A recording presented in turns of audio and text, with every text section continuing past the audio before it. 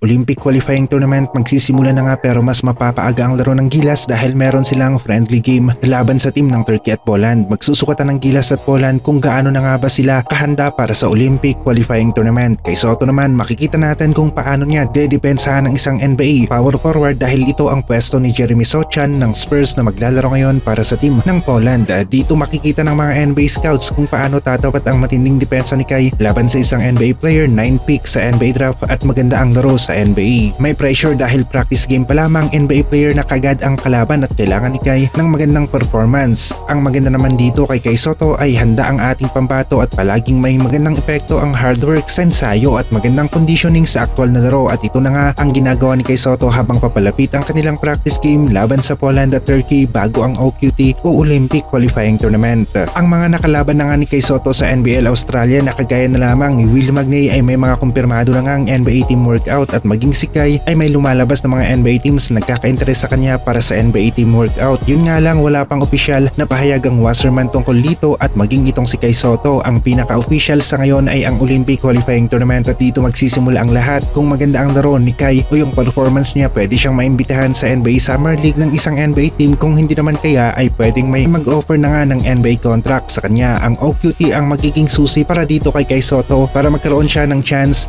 ngayong taon na makakuha ng NBA contract at mapapansin siya ng mga NBA scouts kapag maganda ang kanyang laro sa OQT. Mas tumaas pa ngayon ang tsansa ni Bronny James na madraft sa NBA dahil na rin sa marami sa mga NBA teams ang nagkaka-interest kay Bronny. Kasunod nito ang proseso na kunin nga rin itong si Lebron sa kanilang team. Yung mga teams na interesado nga dito kay Lebron ay gagamitin itong si Bronny para sa posibleng paglipat ni Lebron ayon na rin sa mga lumalabas na mga update ng mga sports pages tungkol nga sa paparating na NBA draft. Mukhang hindi nga lang ang Lakers ang kukuha dito kay Bronny dahil pwedeng magkaroon ng iba pang deal kasama na itong si Lebron package ang datingan ngayon para dito kay Lebron at Bronny. Malakas pa si Lebron at kita naman natin noong naka-playoff mode ito, marami pa ring mga NBA players ang hirap pigilan itong si Lebron. Gusto nga ng mga Chicago Bulls fans na kunin itong si Bronny at Lebron at posible itong mangyari at posible naman na hindi ngayong panahon ng trade at paglipat ng mga NBA players sa iba't ibang team sa NBA. Maging itong si Kai nga rin susubukan ang kanyang chance ngayong 2024 na magkaroon ng magandang performance sa OQT para sa posibleng NBA contract. Kaya naman nag-e-ensayo na siya at nagpapakondisyon dahil ilang tulog na nga lang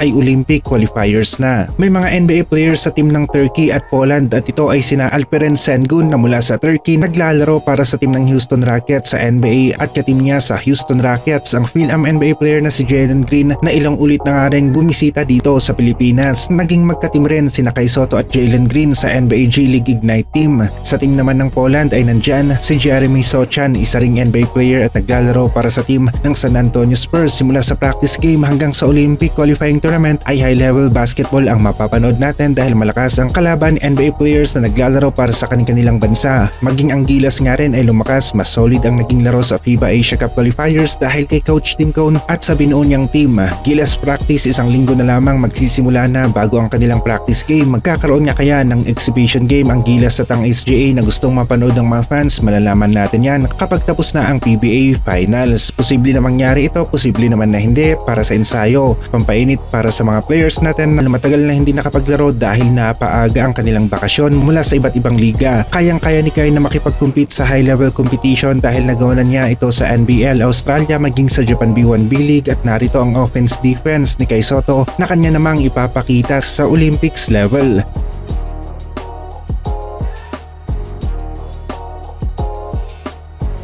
Incredible start, thanks Brett. They look inside by Soto for the flash. Drimmick gets it to Soto. Oh, that's a nice finish, it's a great fun. Now works inside, Travers needs help. Here's Soto swinging off the rim. You're right, Corey, the ball movement.